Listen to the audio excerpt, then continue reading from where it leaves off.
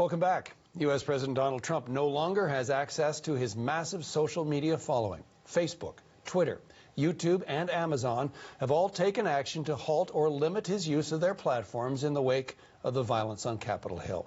But should tech giants be the ones deciding who has a voice in the digital space? What does it say about the power of those platforms, and do we need to rethink our relationship with social media? So now, we know those of you who watch us on weekend mornings on CBC News Network bring a lot to the table. You're engaged, informed, and curious about the news and the world around you. And we want to help you make sense of it. So starting today, every Sunday in our 9 o'clock hour, we'll take a closer look at a story making headlines. And to help us do that, we've assembled guests who bring diverse perspectives and unique life experiences to the table. This week, we're joined by Vass Bednar. She's an executive director of the Master of Public Policy program at McMaster University. Anna K. Russell is the manager of public affairs at Woodgreen Community Services and is the founder of the Canadian Black Policy Network. They both join us from Toronto. Welcome to you both on our inaugural element here as we move forward on Sunday mornings at 9 o'clock. But let's talk about this and let's begin with you, Vass, and talk about the calls for years for change in social media. Is this a moment that we're seeing now that is going to resonate and have some strength moving forward?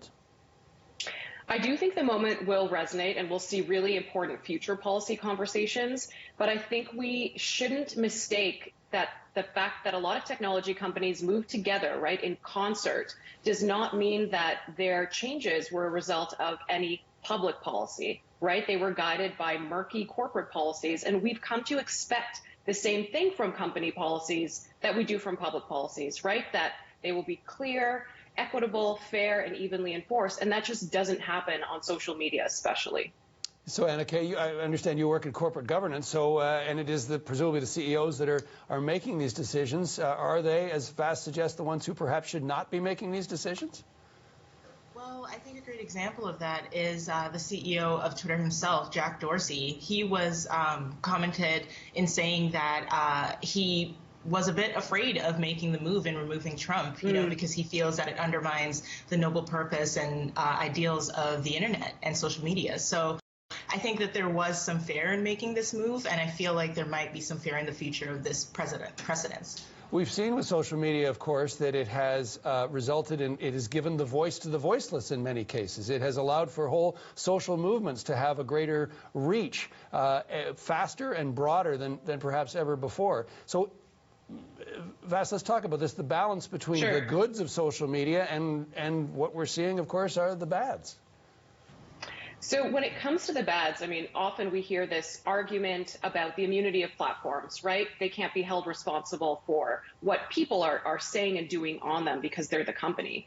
However, the companies have a role to play. So you said, you know, spreading information faster. Absolutely, but also spreading misinformation, disinformation, hate. And the monetization models and incentives on these platforms push out and privilege that kind of content. There's an excellent piece in the New York Times this weekend showing how, you know, the amplification of likes, of shares from more polarizing extremist content builds a movement. And that's why I think we're seeing more of an expectation from the public that there's a culpability with platforms when it comes to not just what people say, but mobilizing against violence. So, Anna K., do you anticipate that we may ever get to see those algorithms, those corporate secrets behind how they pick up viewers and spread information as fast as they do? I hope so. I think that, you know, ties to the question of exactly who will be regulated and what sort of information they'll be asking for. I think there's a lot of different players that come into the picture with this. There's the players of the users and consumers themselves, like me. I use Twitter, I use Facebook, I use LinkedIn, all those platforms who, you know, with this conversation might start to demand more and more information, as well as governments that have been also demanding more and more information internationally, not just in America.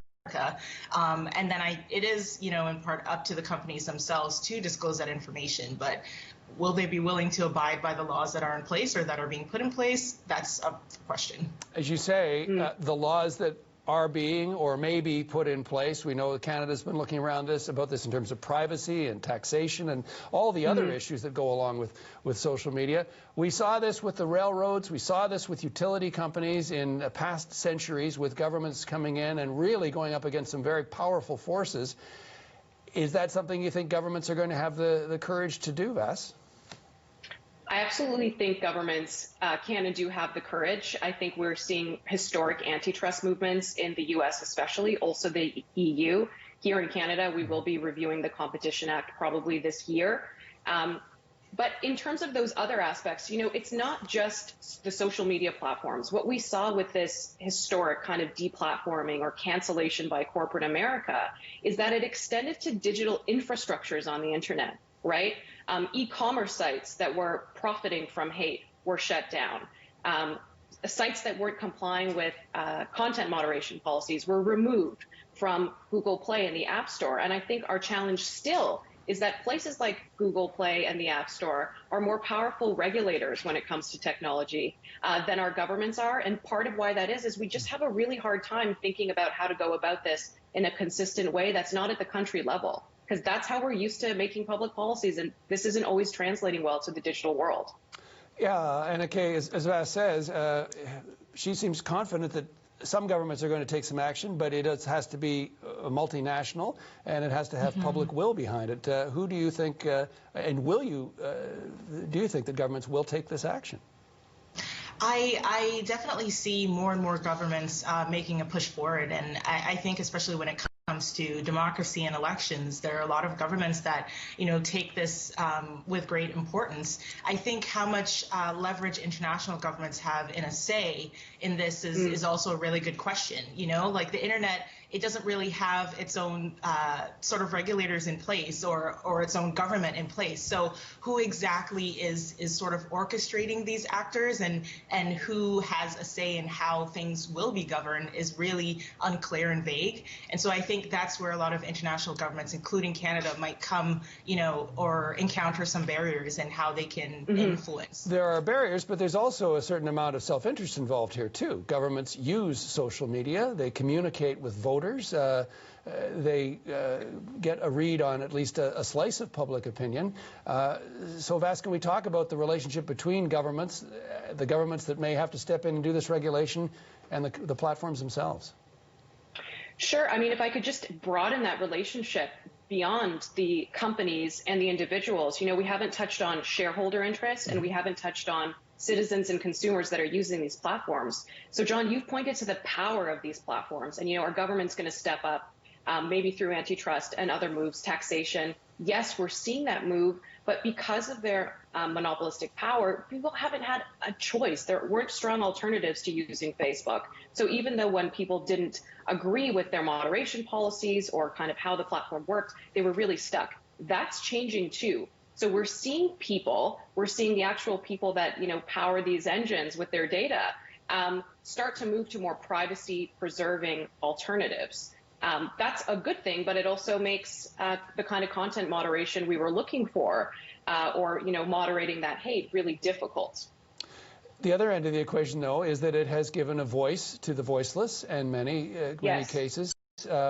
Anna Kay, do you want to pick us up on that? And do you have concerns about access and people who have what might seem like a fringe opinion that has, over a very short period of time, become socially accepted because of that ability to communicate to a wider audience?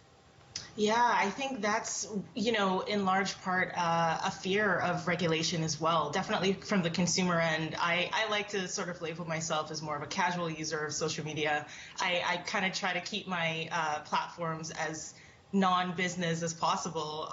And I find that, a lot of people that have used social media have been able to become their own entrepreneurs, have been able to connect with social movements. We saw a lot of that happening last year with the George Floyd murder and with End SARS and other movements that are happening across borders. And so I think that there is a lot of sensitivity in terms of the user itself and how that will impact how we can interact, especially in an increasingly digitized world.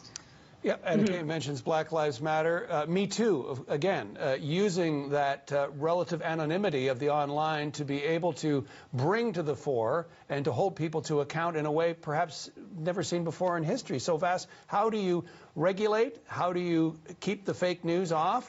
And how do you make sure that people can still use it in that sort of remarkable way to move change forward? Well, I think the Trump catalyst for this conversation is around mobilizing against violence. So when we take a step back and think about how can the online environments, how can our digital society be improved, probably we need a lot more cooperation between governments, companies, but also academia. We need to better study. You were pointing to algorithmic transparency. We need to better understand what material gets amplified, why, and when.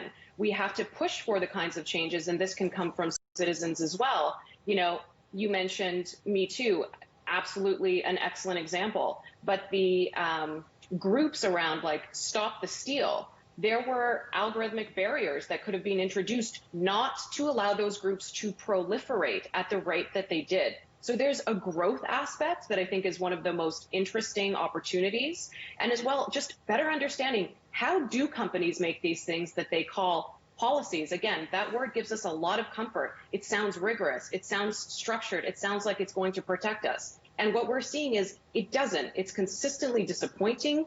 These corporate policies, they're often community user guidelines. They're very fluffy. And, public policy is just not a place where we want fluffiness. So I do think we're moving to a space that will be more concrete, where people will understand what are the behaviors, what are the actions that will get me off a platform, and what's possible while I'm here. That said, will it curb the behaviors entirely? No, we're seeing people, move off those platforms to other places on the internet, but there's a vigilance and I think a willingness from these platforms to be proactive. It's not all reactive, and we're seeing that now preparing for the inauguration, right? Anna Kay, I noticed you. Okay? Yeah, I'm good. Okay. Anna Kay, last word to you. I saw you nodding along there. Yeah. I think one question that, I was really kind of teetering with on this subject is a means to what end? I think platform regulation can be targeted for a lot of different things. Vass previously spoke about the antitrust frameworks and laws that are being put in place. We've also been talking about content regulation. And so I think when we question, okay, who should be in charge of platform regulation, I think it's to what end? What are we trying to target? So that's one question that I would, I guess, leave audience members with. What would you like to see regulated, and who do you think would best be suited to do so? Guys, I want to thank you both. You've given us a lot to think about and really helped us take a much closer look at what is a big issue that isn't going away, maybe ever. Thanks so much, guys. Thank you. Thank you. Vass Bednar, Executive Director and Master of Public Policy Program at McMaster University, and Anna Kay Russell is the Manager of Public Affairs at Wood Green Community Services and is the co-founder of the